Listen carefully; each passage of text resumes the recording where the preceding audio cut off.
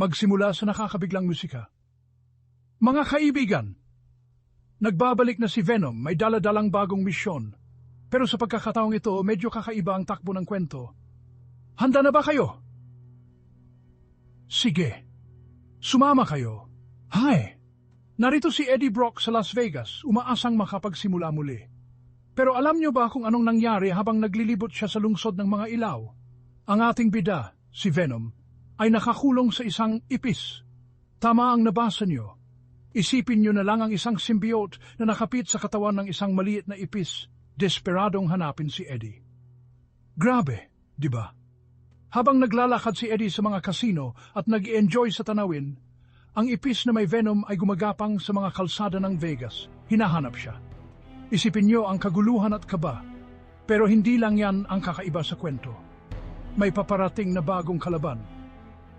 Ang huling symbiote, ang matinding karibal ni Venom, ay narito rin sa Vegas. At hindi siya basta-basta. Mas malupit, mas malakas, at walang habag. Ang labanang ito ay magaganap sa gitna ng mga nagliliwanag na ilaw ng Vegas. Sa wakas, nagtagpo na sina Eddie at Venom. Ang pagsasama nilang muli ay isang matinding sandali. Isipin niyo ang tensyon at ginhawa sa kanilang muling pagkikita. Pero wala nang oras para magpahinga. Ang huling symbiote ay nasa likod na nila, handang-handa para sa huling pagharap. Sa labanang ito, masisilayan natin ang pagbabago ni Venom. Ang kanyang pakikibaka upang protektahan si Eddie habang kaharap ang kanyang sariling uri.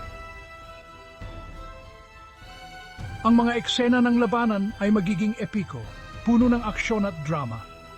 Napakainit ng bawat eksena, siguradong mapapapapit kayo sa inyong mga upuan.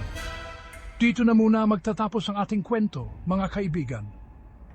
Abangan ang susunod na kabanata ng Venom Saga. Sino kaya ang magtatagumpay sa labanang ito? Hanggang sa muli, at huwag kalimutang mag-subscribe para sa mga update tungkol sa inyong mga paboritong karakter. Magtapos sa masiglang musika na unti-unting lumalakas. Salamat sa panood at magkita-kita tayo muli sa susunod na video. Paalam!